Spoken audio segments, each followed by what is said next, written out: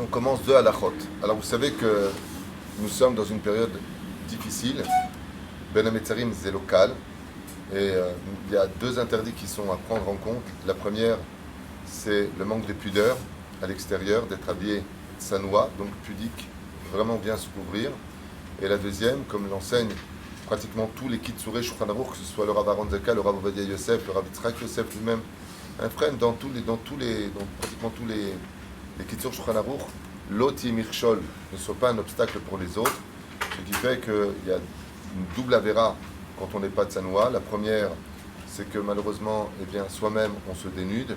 Et la deuxième, c'est qu'on attire le regard des autres sur nous. Comme par exemple de ne pas porter pour une femme un vêtement rouge ou un vêtement qui soit trop voyant. C'est considéré dans la Torah comme étant une avéra, comme dit la Gemara, après un knas, parce qu'elle était habillée un peu trop rouge. Dans la Gemara, un knas, c'est-à-dire une amende.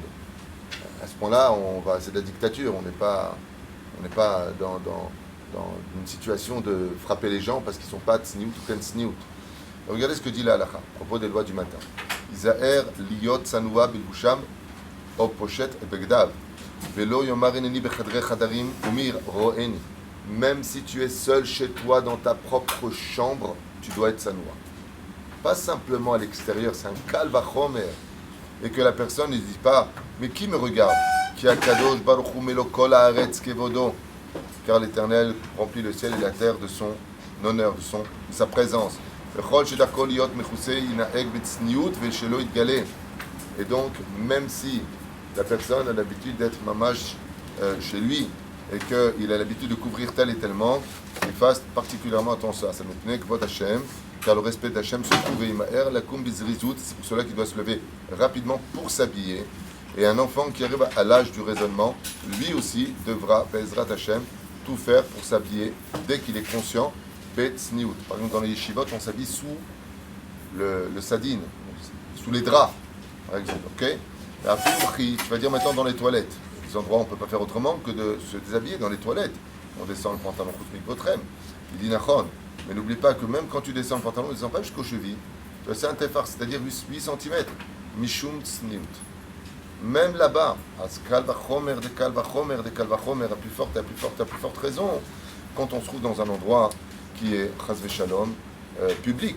Non seulement il y a Kadosh Baruch Hu, mais en plus de cela, tu démontres par là que l'un des tikkuns principaux de ce monde, c'est la tsniout pour les hommes comme pour les femmes, et particulièrement pour les femmes à cause de l'âme béhémite que nous avons en nous, l'âme animale qui est en nous. Mais la reine, si la halakha nous demande d'être particulièrement mechoussé, on le voit avec la kippa c'est pas marqué dans la Torah, et on verra qu'on ne doit pas faire 4 pas sans kippa. Le Ben Ishra, il dit que la kippa, c'est tellement important qu'on dort avec, et même quand on va avec sa femme, on l'a sur la tête, selon le Ben Ishraï.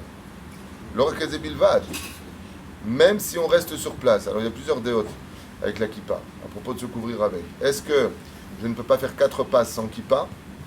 Ou est-ce que je ne peux pas rester le temps de 4 pas sans kippa? Alors, je ne bouge pas, j'ai pas de kippa, chas v'shalom. Et donc, 1, 2, 3, 4, est-ce que j'ai fait un issour? Alors vous allez dire, attends, mais ça c'est des rabbanan. Et alors? La majeure partie de nos mitzvot que nous pratiquons, ainsi que toutes les toladot, sont des rabbanan. Et celui qui passe et qui transgresse la parole des rabbanim, il est bichlal, condamnable, selon le tribunal rabbinique. Les chachamim, ce qu'il dit, c'est pas d'eux. Il ramène les enseignements de Moshe Bar Sinaï. La reine, benkar ou benkar, comme il est important d'être sanoua, surtout quand on vient à la Beth Knesset. Comme j'avais déjà dit à maintes reprises, même ceux qui viennent en petit polo, mettez une chemise quand vous venez à la synagogue, vous rencontrez le roi des rois. J'imagine très très mal que maintenant il y a le Melech HaMashiach qui arrive et que chacun va venir en petit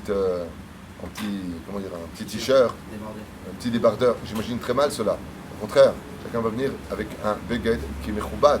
À plus forte raison, quand on parle du roi des rois, quand on vient rencontrer chaque matin, on met dans sa voiture, on met quelque part une petite chemise.